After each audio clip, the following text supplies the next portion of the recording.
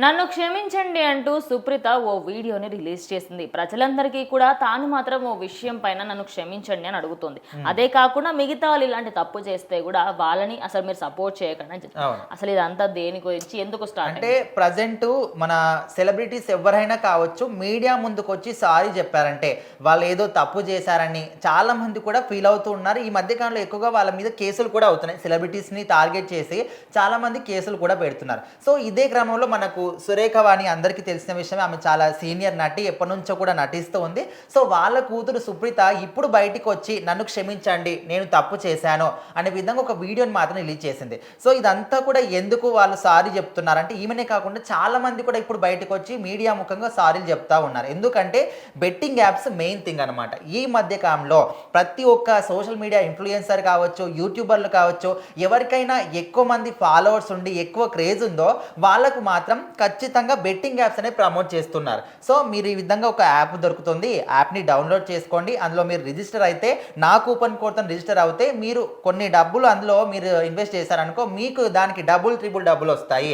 10,000 పెడితే ₹1,00,000, ఇట్లా రకరకాలుగా వాళ్ళ ఫాలోవర్స్ని మభ్య పెడుతూ ఉన్నారు. సో ఆ క్రమంలోనే రీసెంట్గా చాలా మంది పేర్లు కూడా బయటకు వచ్చాయి. వాళ్ళని కేసులు పెట్టడం కానీ అరెస్ట్ వరకు కూడా ఇప్పుడు దాదాపు చాలా మందిని కూడా అరెస్ట్ చేస్తున్నట్టు కూడా వారెంట్లు కూడా పోలీసులు అందజేస్తూ ఉన్నారు. సో మొత్తానికి దీని తర్వాత చాలా మంది కూడా భయపడుతున్నారు. ఎవరెవరైతే ఈ విధంగా బెట్టింగ్ యాప్స్ని ప్రమోట్ చేస్తున్నారో వాళ్ళందరూ కూడా బయటకు వచ్చి మమ్మల్ని క్షమించండి, ఇక మీదట మేము ప్రమోట్ చేయమనే విధంగా వీడియోలు చెప్తూ ఉన్నారు. సో అదే క్రమంలో సుప్రీత కూడా బయటకు వచ్చి ఇప్పుడు కాకుండా ఒకానొక సమయంలో తను కూడా బెట్టింగ్ యాప్స్ని ప్రమోట్ చేసిందంట. సో ఇప్పుడు చేయకపోయినప్పటికీ గతంలో అయినా నేను చేశాను కాబట్టి ఖచ్చితంగా నాది తప్పే, నన్ను క్షమించండి, ఇక మీదట నేను మాత్రం బెట్టింగ్ యాప్స్ని ప్రమోట్ చేయను అనే విధంగా తను వీడియో రిలీజ్ చేసింది. దాని తర్వాతనే వాళ్ళ అమ్మగారు సురేఖ వాణి కూడా ఒక వీడియో చేసింది. ఎట్లా అంటే ఈ విధంగా బెట్టింగ్ యాప్స్ బారిన పడి ఎంతోమంది ప్రాణాలు కోల్పోతున్నారు, వాళ్ళ కుటుంబాలని కోల్పోతున్నారు. సో అందుకోసమని ఎవరు కూడా ఈ బెట్టింగ్ యాప్స్ని ప్రమోట్ చేయకండి అనే విధంగా సజ్జనార్ని ట్యాగ్ చేసి ఆమె మాత్రం వీడియో రిలీజ్ చేసింది అనమాట. అదే కాకుండా ఇప్పుడు సోషల్ మీడియా ఇన్ఫ్లుయెన్సర్స్లలో చాలా మంది ఏం చేస్తున్నారంటే, ఒక వీడియోలో మీకు అసలు అది ఎక్కడ వస్తుంది అనేది కూడా మీకు అర్థం కాదు. ఒక వీడియో చూశాను, ఐ డోంట్ నో, లైక్ ఆయన పేరు నాకు తెలియదు, బట్ ఆయన రివీల్ కూడా చేయాలనుకోవట్లేదు ఆయన పేరు. సో మంచి ఇన్ఫ్లుయెన్సర్ అనమాట, లైక్ కొంచెం మంచి నాలెడ్జ్ అవన్నీ ఇస్తూ ఉంటారు. ఆయన ఒక వీడియో అంతా కంప్లీట్ చేసి, ఇక్కడ నేను ఒక ప్లేస్కి వచ్చానండి, ఎలక్ట్రానిక్ అప్లయన్స్ అన్ని తీసుకుంటున్నాను, నేను ఒక ఫ్రిడ్జ్ తీసుకున్నాను, అదే ఏసీ తీసుకున్నాను అని చెప్పి అన్ని తీసుకుంటూ ఉంటాడు. బిల్లింగ్ దగ్గరకు వచ్చేటప్పుడు నేను అసలు ₹1 కూడా నా జేబులో నుంచి కట్టను, ఇదిగోండి ఇది ఒక app, so and so XX app, ఈ దాంట్లో ఉంటుంది, ఇందులో చూసి మీరు మనం బెట్టింగ్ చేద్దాము, నేను 500 పెట్టాను అని చెప్పి లైవ్లో చూపిస్తాడనమాట.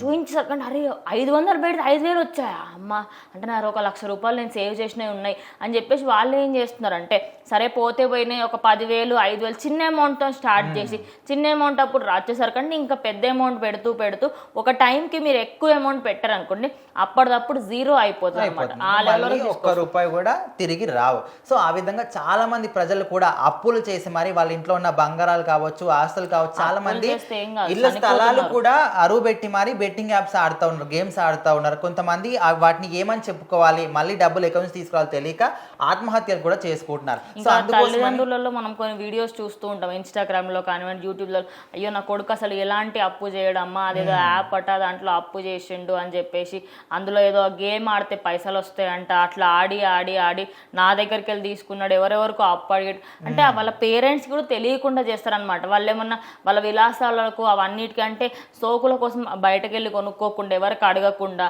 వాళ్ళంతటా వాళ్ళు సెల్ఫ్గా ఇలాంటి యాప్స్ మీద ఆధారపడుతున్నారు. ఇప్పటి నుంచి ఇంకా వీళ్ళు చాలా తక్కువ మంది అండి. ఇప్పుడు మనకి యూట్యూబ్లో ఎంతమంది స్టార్స్, పెద్ద పెద్ద వాళ్ళే పరీ మ్యాచ్ అని చెప్పేసి ఒకటి ఉంటుంది, అది నేను చాలాసార్లు వింటూ వచ్చిన, అసలు ఇది ఏంది అని చెప్పేసి నా ఫ్రెండ్స్ కూడా చాలామంది డౌన్లోడ్ చేసుకున్నారు. అవసరం లేదు, ఇప్పుడు వాళ్ళు కావాలని ఇన్ఫ్లుయెన్స్ చేస్తారని చెప్పేసి ఇంకా వాళ్ళు ఇప్పుడు కొంతమంది ఏమంటున్నారంటే, మేము చెప్తాము మాకు పైసలు వస్తున్నాయి, మీకు నమ్మాలా అనేది తెలివి లేదా అని చెప్పేసి వాళ్ళు ఉల్టా మిమ్మల్ని అంటారు. సో అందుకని ఏదైనా ఒక డిసిషన్ తీసుకునే ముందు అన్ని ఆలోచించి తీసుకోవాలి. ఇప్పుడు సుప్రీత బయటకు వచ్చి సారీ చెప్పింది, అలా అందరూ చెప్తారన్న గ్యారంటీ లేదు. ఖచ్చితంగా కొంతమంది జైలు కూడా వెళ్ళొచ్చు, అందులో పెద్ద వింతేం లేదు. ఇదంతా కూడా నా అన్వేషణ అని ఆయన దాన్ని బయట పెట్టడం వల్ల ఇక్కడ వరకు వచ్చింది. ఇన్ కేసు ఆయన పేర్లు చెప్పకపోయి ఉంటే ఖచ్చితంగా ఇక్కడికి వచ్చేదే కాదు. ఆయన పేర్లు చెప్పడం వల్ల ఒక 2 తెలుగు రాష్ట్రాలకైతే మంచి జరిగిందని అనుకుంటున్నా. మిగతా రాష్ట్రాల్లో కూడా ఇది ఇంప్లిమెంట్ అయ్యి ఈ యాప్లు ఏవేవైతే ఉన్నాయో అవన్నిటిని కూడా బ్యాన్ చేస్తే బెటర్ అని అయితే అందరూ కూడా కోరుకుంటున్నారు.